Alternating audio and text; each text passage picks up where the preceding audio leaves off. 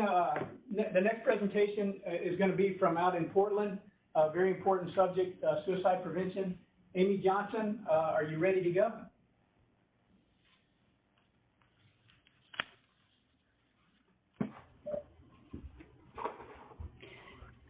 Hi there, can you hear me fine?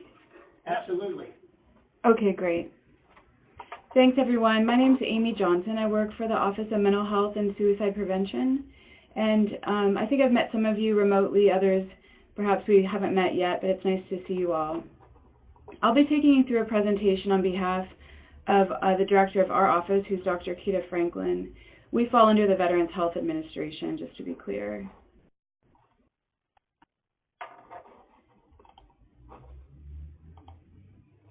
So just a couple of bullet points here. Hopefully I'll cover anything you'd like. But Tony, should I check in with you for a moment? What time would you like me to stop? I'm happy to help you make up time if that's needed.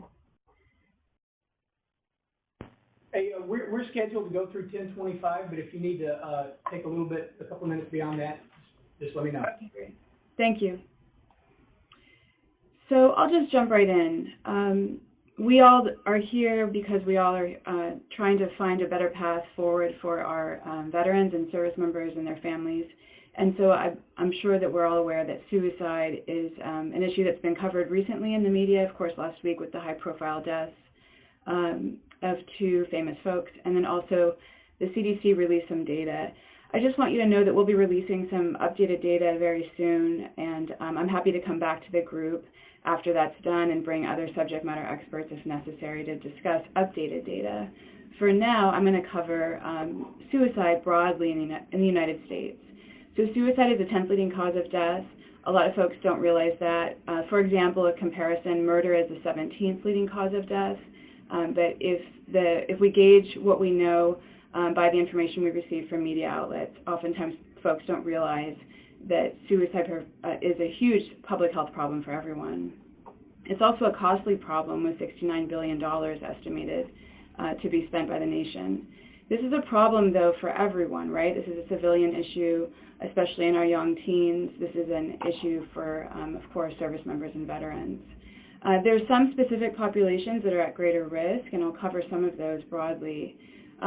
Veterans, especially those over the age of 50, we have a rise in rates for female veterans, which is very concerning. During periods of transition in one's life, we have specific data about, for example, the military to civilian transition, which I'll talk more about. Folks who've been exposed to suicide, for example, as a clinician, we know when we're taking care of someone who's lost a parent to suicide, that's a significant risk factor, and that's true for anyone. And then having access to lethal means. Most suicides in our veteran population are by firearm, but generally speaking, access to lethal doses of medication is something that we get concerned about as well. So suicide is preventable. Some people, based on their own personal experience or having lost people they know and love to suicide, don't realize that suicide is in fact preventable. And what I mean by that is suicide is a tragic loss and it's complicated. So it's different than many other losses that we experience in life. And if we have known anyone, for example, I know I have, who's died by suicide, it can make us feel like we should have done more. It can make us feel like we have survivor's guilt. And so because of that, oftentimes people don't realize that suicide is in fact preventable. And that's a message that the VA is really pushing nationally, which is great. I'll talk some more about risk in the veteran population as well. Here are some important figures to share with you. So every day there's about 123 people in the United States who die by suicide. The data that we've shared and updated last September, which is our publicly available data right now, showed that about 20 veterans die each day by suicide. Some important details there. Of these veterans, about 14 are not receiving health care from the VA at the time of their death or within 2 years leading up to the time of their death. This also informs, of course, our outreach strategy. For active duty service members, there's an average of 1 to 2 service members who die each day by suicide. Some more risk and protective factors. So we oftentimes talk about risk, but for safe messaging, for example, if you are going to be working within this space, it's really important that you know that just putting information out about who's at risk could cause more harm. So we have some safe messaging guidelines, and I'm happy to share with you. But for example, when we talk about risk, we want to talk about protective factors. So having had a previous suicide attempt, or at the VA what we call suicidal behavior in one's life, that is a risk factor. Having had substance abuse issues, whether that's a true diagnosis of addiction, or it's a period in someone's life where there's more drinking, there's more drug use. Having access to lethal means, like I mentioned earlier, which for us typically means access to firearms. But some really significant factors that we see across service members, veterans, and civilians: feeling like a burden on other people, having recent losses in someone's life, legal and financial challenges, as well as relationship problems. And as you can see, a lot of these are not things that we can always prevent, right? They're not things that we can always predict, which leads to trouble preventing. The protective factors that we have is having access to healthcare and mental health care, as well as addiction medicine. Enhancing connectedness in someone's life.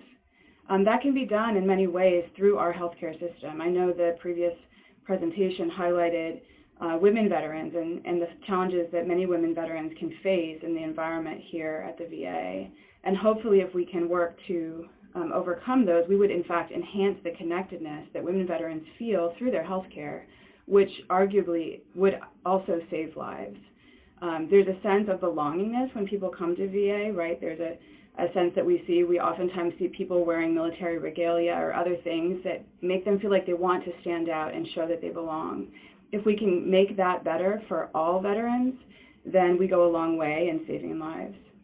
Having problem-solving skills and resiliency, which is something that stands out as different training and opportunities that folks have in the military than from the rest of us who are civilians, are definitely protective factors. Having spirituality, a sense of mission and purpose in life, even after the military, physical health, and then social and emotional health are all protective factors. As was mentioned earlier, just a breakdown of gender in the veteran population. About 2 million veterans are female, so 1.8 is from the data that we pulled. And then overall, our population is about 20 million. So the VA has launched an effort within suicide prevention many years back, and now we're turning that effort to become more of a public health approach to suicide prevention. And what that means is, instead of focusing only on people who may be in crisis or who are in crisis, we actually need to infuse suicide prevention in all parts of VA, enterprise-wide, on a high level, and on a community level. So just a little bit more about the public health approach to suicide prevention. This has been something that's adopted for various other health conditions, and that's why we believe that it's absolutely the best approach within suicide. You have to first identify where problems began, of course, and then try to find solutions at every level. So for example, we can find solutions through our veteran and military crisis line, right? We can make people through messaging and outreach aware of a phone number that they can call for help.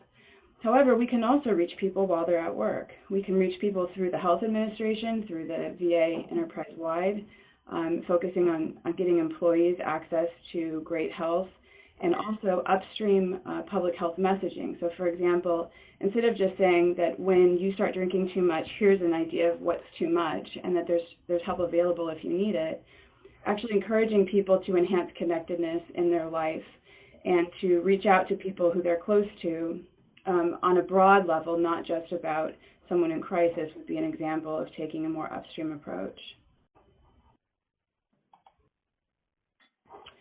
So through public health, you try to focus on 3 different groups when you're trying to message a public health problem. So for example, we have some things that fall under the universal prevention strategies. These would be things that all of us could benefit from.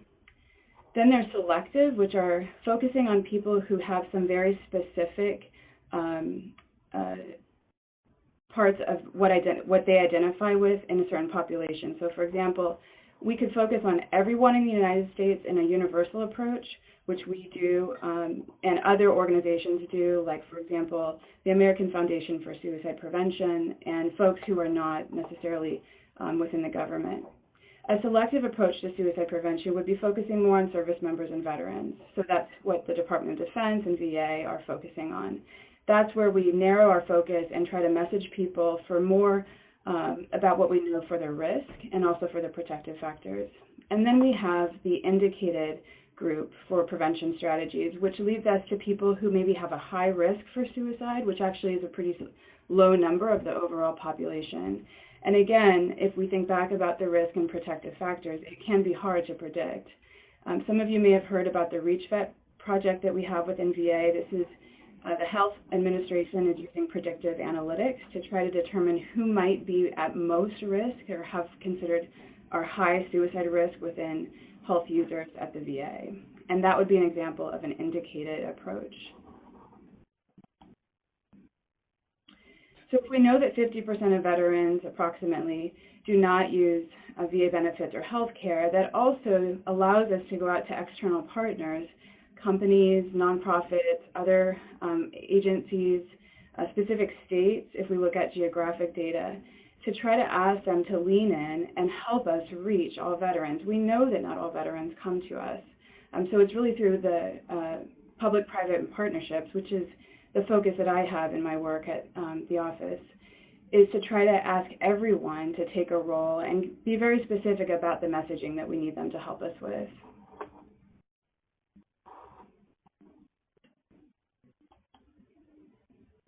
I'll talk some now about the executive order that was signed in January by President Trump.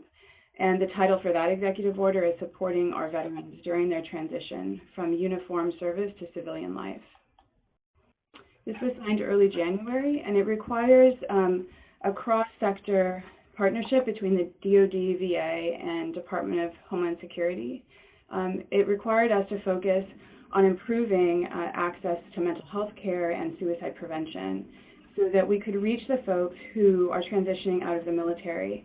If we look at specific data, for example, the first 12 months of the transition from military to civilian life is the period of time that we have the most suicidal behavior. A joint action plan was established. I'm not sure if anyone has seen it. If you would like to see it, let me know. It was recently approved.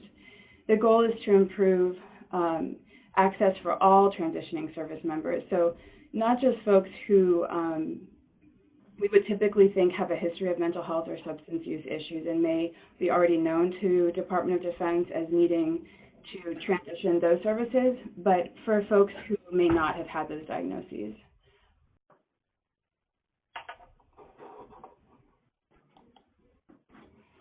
I'll talk some now about some resources that our office would like to promote, and if there's any opportunity for the CVEBs to help us promote, that would be great.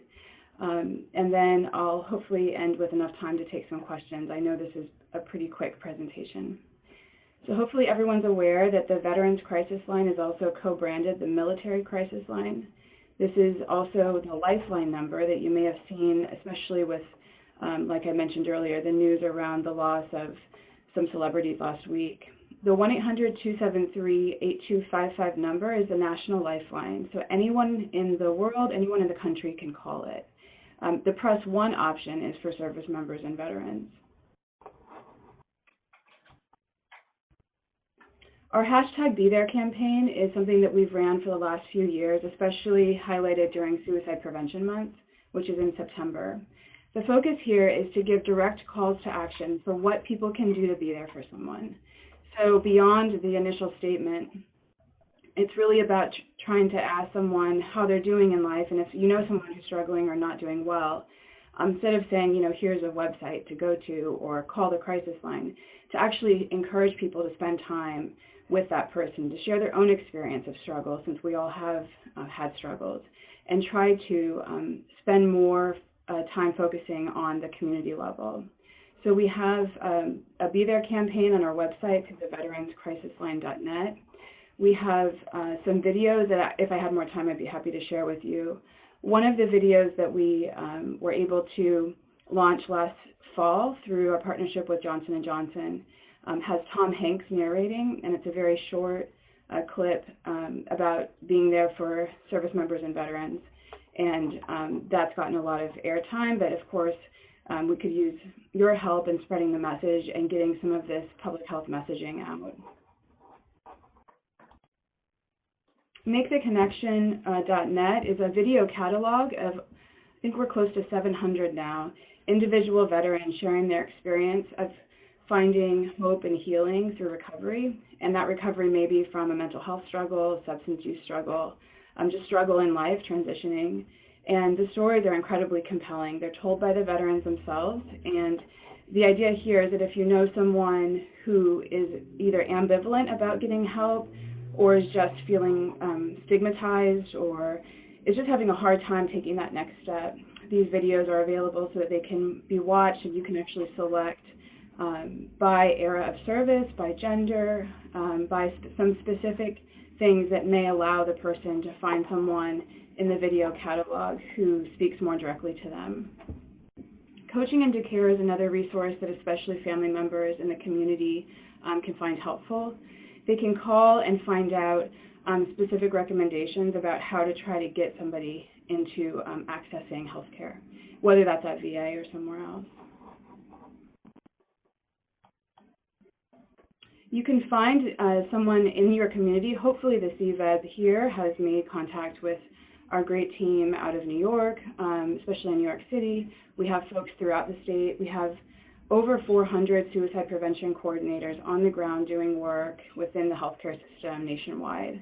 These folks are experts in suicide prevention as a clinician and the work that we try to do and follow up to callers from the Veterans Crisis Line, the high-risk individuals that I mentioned earlier that get identified through our ReachVet program, but they also have expertise in education and can work to present at your local CVEBs. They can also provide some of the curriculum that we have in educating the entire community about suicide prevention.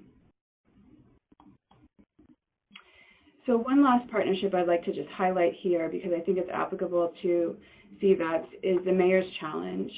The goal here is to eliminate suicide by using a comprehensive public health approach to suicide prevention on the ground in specific communities. So the communities that are currently in the challenge are highlighted here. And the mayors in these cities all agreed to lean forward and to highlight suicide prevention as a local public health initiative. The partnership is between the VA, HHS, and SAMHSA. And we've contracted SAMHSA to actually lead the initiative. They have done so through multiple technical assistance meetings in Washington, D.C., and then they also do follow-on technical assistance with the cities that are mentioned here. We're moving out on trying to identify about 20 more cities to participate in this Mayor's Challenge to end suicide.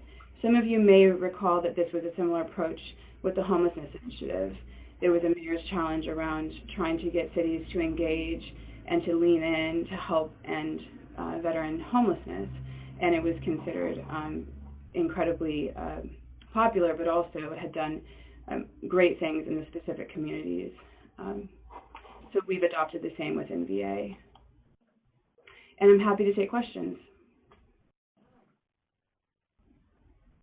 Contact info. We have to put, You're up. identify who you are. Hello, I'm Adam Packham, Chairman of the Northern Shenandoah Valley CVEB and President and founder of Heroes on the River. Do you have contact information? Because we'd definitely like to talk to you about your program and how we can integrate it into our community. Absolutely. I'm sorry, I think we ended with social media here. And I will share my contact information with you. What's the best way to do that, Tony? Should I put it on the WebEx so everyone can see it? Put it in the WebEx and we can make sure we disseminate it to anyone in each of the rooms. Fantastic. I'll do that as soon as I end the presentation mode. Sure, I could Google her. Wonderful. I'm sure I could Google her. Yeah, that's... And I'm also going to Email addresses, right? Yeah. I'm also going to be sharing contact information with everybody after the event's over. Perfect. Perfect. Emailing our mayor right now. Okay, do we have any other questions for Amy? Great job. Yeah. All right, super. Yeah, very, very good briefing, Amy. Thank you so much. Okay, have a great day. Please don't hesitate to reach out. Thank you.